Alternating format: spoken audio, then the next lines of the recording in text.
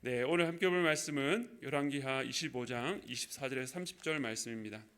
그달리아가 그들과 그를 따르는 군사들에게 맹세하여 이르되 너희는 갈대아인을 섬기기를 두려워하지 말고 이 땅에 살며 바벨론 왕을 섬기라. 그리하면 너희가 평안하리라 하니라. 7월에 왕족 엘리사마의 손자 느냐니아의 아들 이스마엘이 부하 10명을 거느리고 와서 그달리아를 쳐서 죽이고 또 그와 함께 미스바에 있는 유다 사람과 갈대아 사람을 죽인지라. 노소를 막론하고 백성과 군대 장관들이 다 일어나서 애굽으로 갔으니 이는 갈대아 사람을 두려워함이었더라. 유다의 왕 여호야긴이 사로잡혀간 지 37년 곧 바벨론의 왕 에월모로닥이 즉위한 원년 12월 그달 27일에 유다의 왕 여호야긴을 옥에서 내놓아 그 머리를 들게 하고 그에게 좋게 말하고 그의 지위를 바벨론의 그와 함께 있는 모든 왕의 지위보다 높이고 그 죄수의 의복을 벗게 하고 그의 일평생에 항상 왕의 앞에서 양식을 먹게 하였고 함께 읽겠습니다. 그가 쓸 것은 날마다 왕에게서 받는 양이 있어서 종신토록 끊이지 아니하였더라. 아멘. 네, 오늘이 그 마지막 수요 예배인데 또 이 분열 왕국 시리즈 마지막 시간이기도 합니다. 오늘까지 르호보암 왕부터 남유다의 분열 왕국의 여러 왕들을 모두 한번 이제 살펴보게 되었습니다. 지난주에는 요시아 왕까지 해서 모두 15명의 왕, 이 아달랴를 포함하면 16명을 함께 살펴보았는데요. 오늘은 분열왕국 시리즈를 마무리하면서 무려 4명의 왕을 좀 한꺼번에 살펴보려고 합니다. 16번째부터 19번째까지 왕입니다.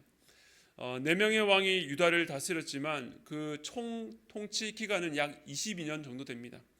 평시라면 한 명의 왕의 통치 기간에 해당되는 기간이지만 이 남유다 말기 주변 강대국의 힘에 의해서 의도치 않게 왕이 바뀌는 매우 혼란스럽고 오늘 설교의 제목처럼 격동의 시대의 한 장면을 보여주는 것 같습니다. 오늘 한꺼번에 4명을 다루는 것은 연말이 돼서 서둘러서 말씀을 끝내려는 것이 아니라 이 4왕의 형태나 행태나 또 그들이 겪은 상황이 비슷하기 때문입니다. 4왕 모두 이 남유다의 마지막 몰락을 잘 보여줍니다.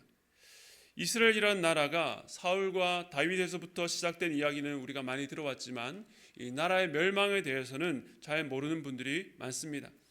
그래서 이번 기회를 통해서 한번 정리해 볼 수 있기를 바랍니다. 마지막 왕들의 이름을 순서대로 먼저 열거하면 한번 PPT 띄워주실까요?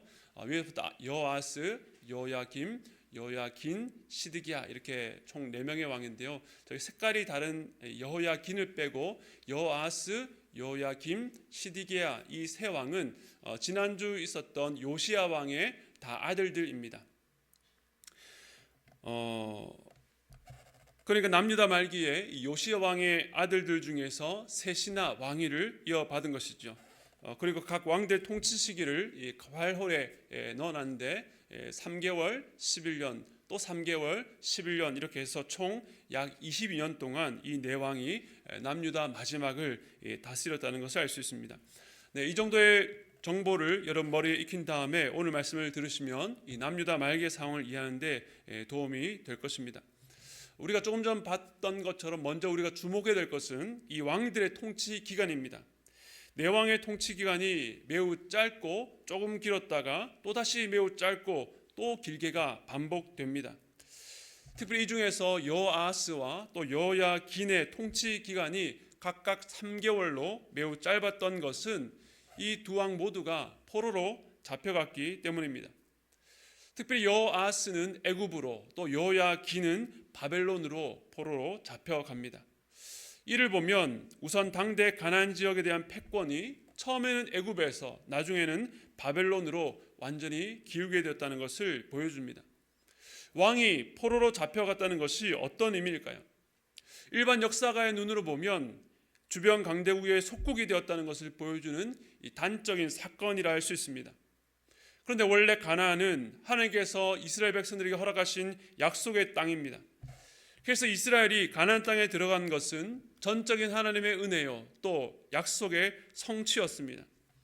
하나님께서 이 이스라엘 백성들에게 너희가 이 땅에서 가나안의 우상을 섬기지 않고 여호와 하나님만을 섬기고 제사하면 풍요를 주겠지만 불순종한다면 너희를 그 땅에서 뽑아내겠다, 쫓아내겠다라고 여러 선지를 통해서 또 신명기 율법책을 통해서 경고하셨습니다.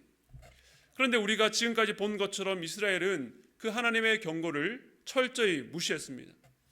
앞서 북이스라엘이 망한 것을 보고도 이 남유다는 뉘우치지 않고 계속 악한 길로 갈 때에 하나님께서 먼저 이 두 왕 여호아스와 여호야긴을 본보기로 삼아서 그들을 그 땅에서 쫓아내신 것입니다. 왕들이 이렇게 포로로 잡혀갈 때에 유다는 돌이켜야만 했습니다. 역사 속에서 이런 치욕을 겪을 때에 이제라도 돌이키지 않는다면, 회개치 않는다면 장차 우리도 포로로 잡혀가겠다는 두려운 마음으로 깨달았어야만 합니다. 또한 선대왕이 3개월 통치하다가 포로로 잡혀가고 그 다음 왕이 11년이라고 하는 비교적 길게 통치한 것도 그들이 잘했기 때문이 아니라 하나님께서 그들에게 기회를 주시고 또한 참으시고 인내하신 기간이라는 것을 알았어야만 했습니다. 그런데 결과적으로 유다는 이런 경고에 전혀 귀를 기울이지 않았습니다. 이제 유다 말기 네 왕의 통치를 간략하게 보면 먼저 지난주에 보았던 것처럼 요시야 왕이 애굽 왕 바로누고가 이 위로 아수르와 싸우러 가는 길을 막아서서 전쟁에 나갔다가 전사했습니다. 왕이 갑자기 죽자 그 백성들 신하들은 왕을 빨리 세워서 안정을 찾아 했습니다. 그래서 요시야 아들 가운데 여호아스를 왕으로 세웠습니다. 그런데 애굽 왕이 아수르와의 전쟁을 끝이고 돌아오던 길에 그 소식을 듣게 되었습니다. 남유다가 자신들의 동의를 받지 않고 함부로 왕을 세운 것에 대해서 매우 언짢게 생각했습니다. 그래서 남유다로 가서 여호아스를 폐위하고 애굽에 포로로 잡아가면서 요시야 왕의 또 다른 아들이었던 엘리야김을 왕으로 세우면서 그의 이름을 여호야김이라고 계명했습니다. 왕을 폐위하고 다른 사람을 왕으로 세우면서 그의 이름까지 바꿨다는 것은 이 남유다에 대한 애굽의 장악력을 보여주는 일이었습니다. 그러면서 여호야김에게 애굽에 충성하라고 또 큰 막대한 조공을 바치겠습니다. 하지만 이 일은 앞으로 일어날 심판에 대한 시작에 불과했습니다. 여호야김이 통치한 지 3년이 지나서 4년이 되었을 때에 바벨론은 애굽을 갈그미스에서 싸워 이겼고 바벨론 왕 느부갓네살이 군대를 이끌고 이 예루살렘을 에워쌌습니다. 이때가 BC 약 605년경인데 이 바벨론의 1차 유다 침공, 예루살렘 침공입니다. 사실 이때에 여호야김을 처음에는 쇠사슬에 결박해서 포로로 잡아가려 했습니다. 그런데 그렇게 하지 않았고 예루살렘 성을 무너뜨리거나 파괴하지도 않았습니다. 단지 남유다의 다음 세대 귀족 자제들을 비롯한 인재들을 포로로 잡아갔습니다. 이때 잡혀갔던 인물이 우리가 잘 아는 다니엘과 세 친구들입니다. 당시 바벨론이 이렇게 서둘러 돌아간 이유는 당시 느부갓네살의 아버지이며 또 바벨론을 강대국으로 이끌었던 공동왕 나보폴라살이 갑자기 죽었기 때문이었습니다. 왕이 갑자기 죽었으니 느부갓네살이 왕의 계승을 위해서 급히 귀국할 수밖에 없었습니다. 이런 것이 남유다로 보면 불행 중 다행이었습니다.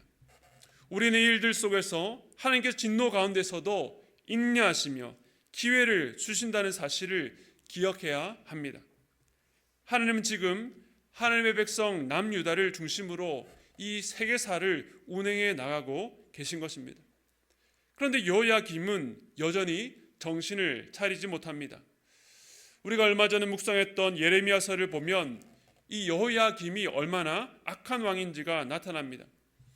하나님께 여러 차례 선지를 통해서 경고해도 여호야김은 계속 무시했습니다.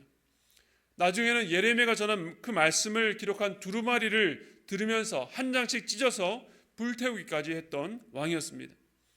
또 우리아라고 하는 사람이 하나님의 말씀을 전했을 때에 여호야김이 두려워서 애굽으로 도망갔는데 끝내 그를 잡아들여서 칼로 죽이기까지 했습니다.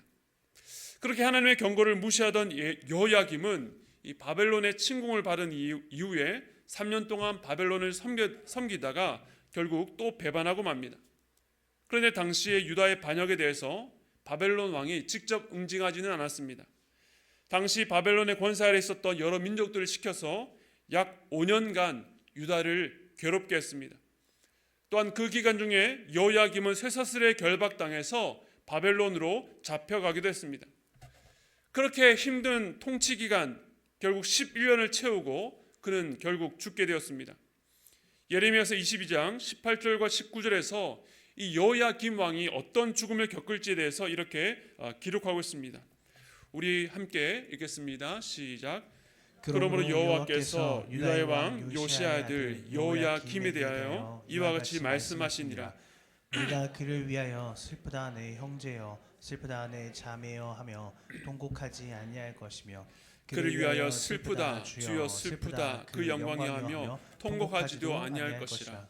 그가 끌려 예루살렘 문 밖에 던져지고 나귀같이 매장함을 당하리라. 참 비참한 죽음입니다. 한 나라의 왕이었으나 백성들 중 그 어느 누구도 그의 죽음에 대해서 슬프거나 아파하지 않고 마치 악녀 아달랴의 죽음과도 마찬가지처럼 짐승의 죽음처럼 여겨졌습니다. 그만큼 악한 왕이었습니다. 여호야김이 죽자 신하들은 다시 왕을 세웠습니다. 이번에는 여호야김의 아들인 여호야긴입니다. 아들이니까 이름도 좀 비슷하죠.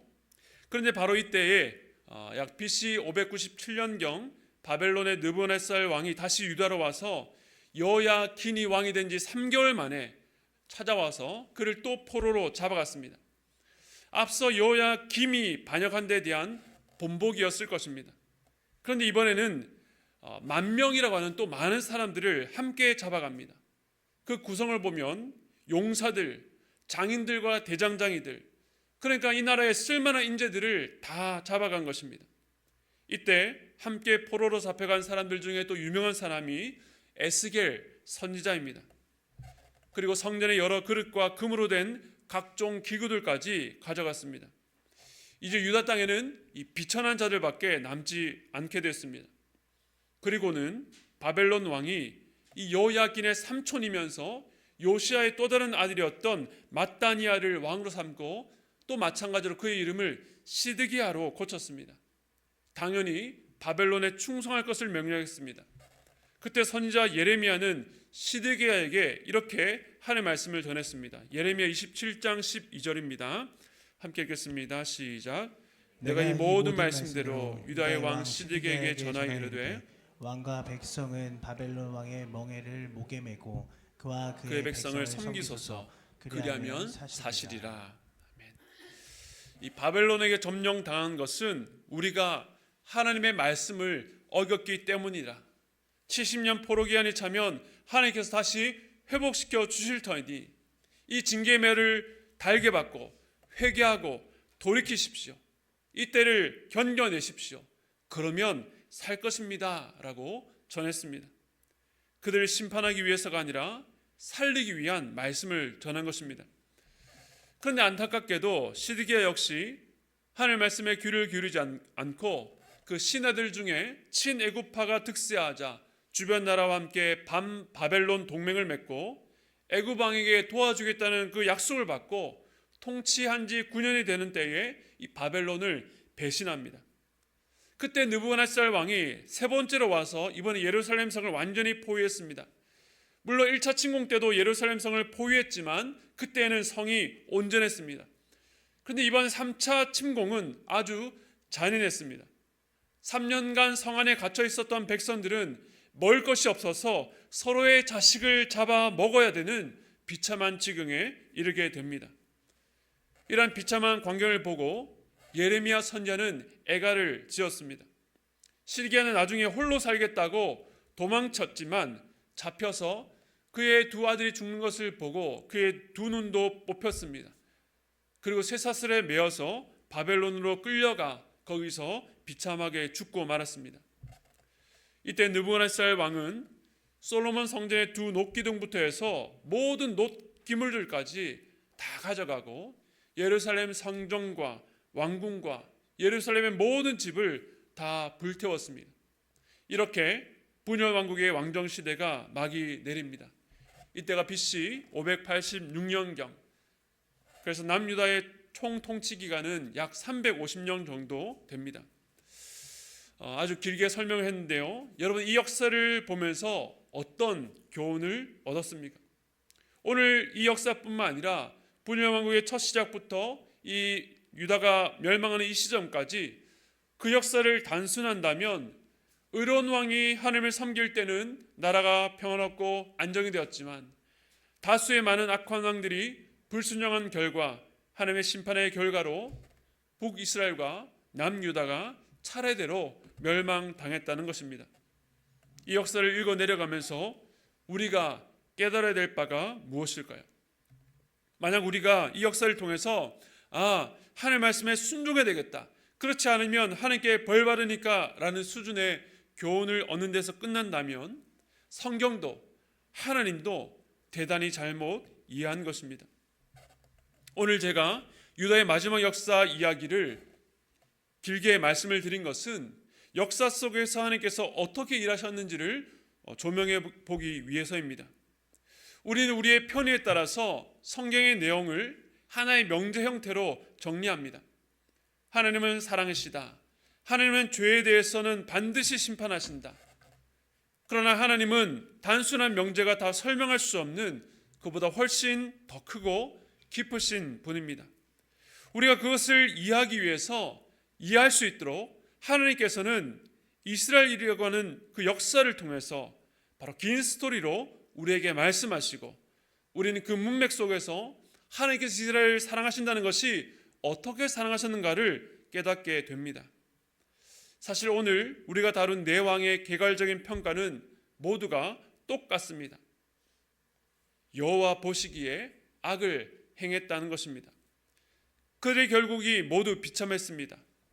여호아스와 여호야긴은 포로로 잡혀갔고 여호야김과 마지막 왕 시드기야는 비참하게 죽고 말았습니다. 우리가 깊이 들여다보지 않고 겉으로 드러난 사실만 본다면 왕들이 하나님의 말씀을 듣지 않고 악하게 행하다가 하나님의 진노를 받고 비참한 결국을 당했구나라고 하겠지만, 우리가 오늘 확인할 수 있는 것은 이 모든 것들이 그저 기계론적인 인과관계로만 따라서 진행되지 않았다는 것입니다. 이 네 명의 왕이 그렇게 악하게 행하는 중에서도 하나님께서는 끊임없이 선지자를 보내시고 그들에게 말씀하셨습니다. 이것이 어떤 의미입니까? 그들에게 기회를 주셨다는 것입니다. 남유다가 느부갓네살에게 처음으로 침공을 당할 그때에 하나님께서 예레미야 선지자를 통해서 주신 말씀입니다. 예레미야 25장 3절과 4절입니다. 우리 함께 읽겠습니다. 시작.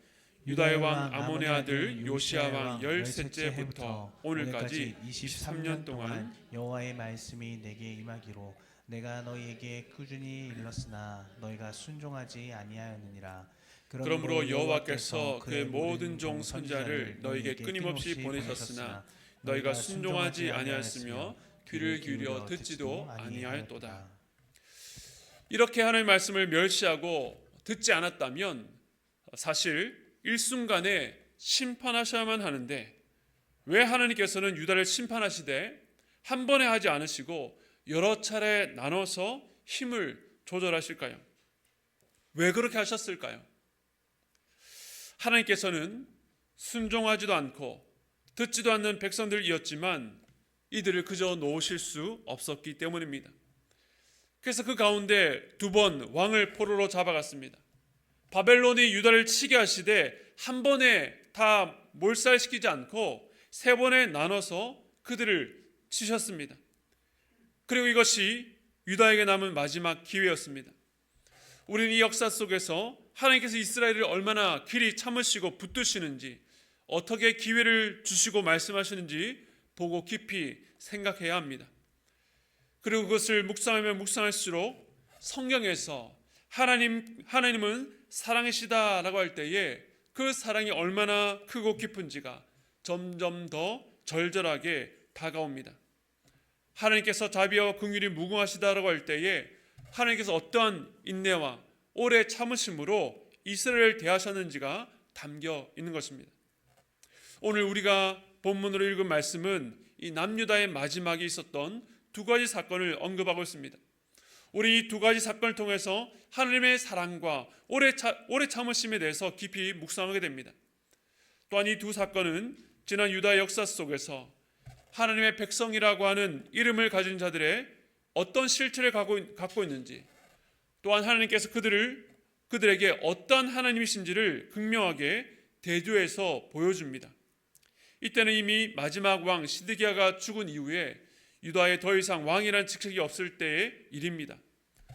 바벨론 왕이 시드기야 왕을 잡아가면서 유다에는 이제는 보잘것없는 자들만 남겨두었습니다.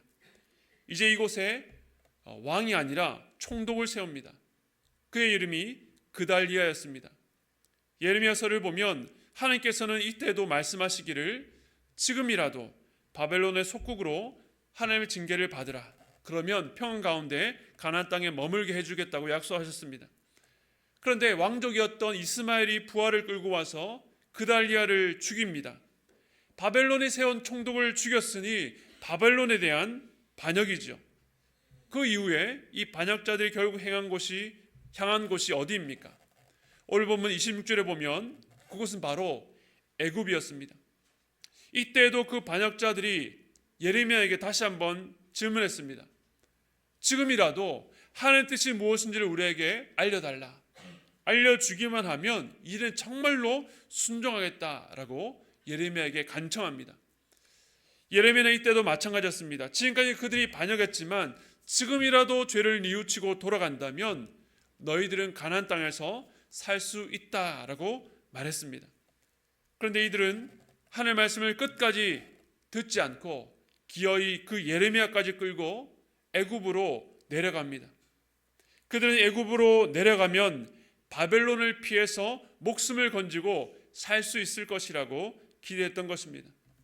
그런데 이 사건이 역사적으로 어떤 의미가 있겠습니까?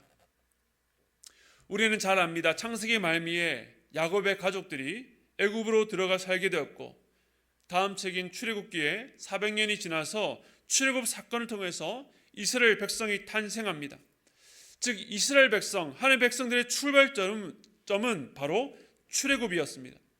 하나님께서는 이스라엘이 애굽의 노예로 있을 때에 아브라함과 이삭과 야곱에 하셨던 약속을 기억하시고 그들을 불러내셨습니다.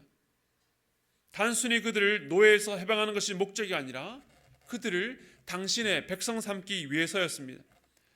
즉 애굽의 노예에서 하나님의 백성으로 공포되었습니다. 그런데 그 역사가 광야시를 지나서 여호수아 정복시대, 사사시대와 왕정시대에 이르러서 그 마지막의 끝이 어떻게 됩니까? 출애굽의 역전, 인애굽으로 혹은 입애굽으로 끝이 납니다. 그러니까 하나님께서 그들을 애굽에서 꺼내 주셨는데 그들은 거듭된 선자의 외침에도 불구하고 계속 반역하다가 끝내 어디로 들어갑니까? 그 애굽으로 다시 돌아갔습니다. 왕정시대의 말미에 하나님께서 하신 구원의 역사를 원점으로 되돌리는 기가 막힌 일이 벌어진 것입니다. 하나님의 구원을 거부하고 돌이키는 인간의 반역입니다. 하지만 이 일이 유다 역사 말미에만 일어나는 것이 아니라 사실은 이스라엘 초기 역사부터 계속해서 이어져 왔던 인간의 반역이었습니다. 이스라엘은 광야에서 나온 이후부터 끊임없이 이 애굽으로 돌아가려고 했습니다. 마실 물이 없고 고기를 먹지 못한다고 불평하면서 애굽으로 돌아가려고 했습니다. 자기들보다 장대한 가나안 사람들을 보게 됐을 때에 차라리 애굽에서 노예로 죽는 게 낫겠다라고 했습니다. 온갖 우상으로 가득한 애굽에서 꺼내어서 하나님만을 섬기는 거룩한 백성을 삼고자 했는데 그곳 가나안 땅에 들어가서는 가나안 족속의 우상을 섬기는데 열심을 다했습니다. 마치 마약 중독자가 그 마약에 중독되어서 자신의 몸이 쇠하고 죽어감에도 끝까지 마약을 놓지 못하는 것처럼 이스라엘은 하나님의 징계를 맞고 또 나라가 망하고 여러 차례 만국의 조짐을 보이면서도 우상 숭배를 포기하지 않습니다. 그리고 패잔병처럼 남은 자들마저 끝내 하나님의 말씀을 거역하고 애굽으로 들어가 버렸습니다. 애굽에서 구원해 주셨음에도 불구하고 끊임없이 애굽으로 돌아가려는 이스라엘. 노예에서 해방되어 자유인이 되었지만 스스로 노예되기를 자처하는 이 역사가 말해주는 것은 그만큼 인간의 죄성은 극복하는 것이 어려운 불치병과 같다는 것입니다. 그 누구도 사람의 힘으로 돌이킬 수가 없습니다. 이렇게 남유다의 역사는 하나님의 무한하신 긍휼과 사랑에도 불구하고 그저 실패로 끝나는 것처럼 보입니다. 그러나 인간의 죄로 말미암아 출구가 없어 보이는 열왕기서의 끝에 묘한 사건 하나를 기록해 두었습니다. 그 일은 이곳 가나안 땅도 아니고 그들이 살기 위해서 돌아갔던 애굽에서 일어난 일도 아니고 바로 그들의 죄로 말미암아 멀리 잡혀간 바벨론 땅에서 일어났습니다. 성경은 카메라를 돌려서 바벨론의 왕궁을 비춰줍니다. 즉위한 지 3개월 만에 바벨론의 포로로 잡혀갔던 여야긴 왕이 무려 37년 만에 옥에서 풀려서 바벨론에 있는 모든 왕들의 지위보다 높아지고 평생 왕 앞에서 양식을 먹게 하고 쓸 것이 끊이지 않도록 공급받았다라고 하는 짤막한 기사입니다. 바벨론 왕이 왜 수많은 죄사들 가운데 굳이 여호야긴을 꺼내서 그 지위를 높이고 그에게 음식과 옷을 풍족해 주었는지 그 이유를 다 알 수 없습니다. 그러나 우리는 지금껏 그래왔던 것처럼 이 모든 역사를 주관하시는 분이 바로 하나님이시라는 사실을 압니다. 37년이라고 하면 거의 잊혀진 시간입니다. 그 악했던 왕이 자신의 잘못으로 말미암아 포로로 잡혀가서 37년이 지났으니까 누가 그를 알며 과거에 누가 그가 왕이었다는 것을 기억이나 했겠습니까? 그러나 모두가 잊을지라도 하나님은 그를 기억하시고 그의 수치를 벗겨 그의 지위를 높여주심으로 하나님께서 또 다른 역사를 준비하고 계심을 보여주셨습니다. 하나님의 일하심이 그렇습니다. 언뜻 보기에 왕정실의 역사는 실패로 끝난 것 같지만 이는 하나님의 실패가 아니라 인간의 실패였습니다. 이스라엘 백성이 계속해서 참된 왕을 기다려왔지만 그 어떤 사람도 이스라엘의 참된 왕이 될 수 없다는 것을 보여준 역사였습니다. 신약시대의 아브라함의 후손이라는 유대인들의 실패도 마찬가지입니다. 그들은 근데 예수를 죽이고 교회를 핍박하고 바울을 죽이려 했던 것은 인간의 실패이지 하나님의 실패가 아니었습니다.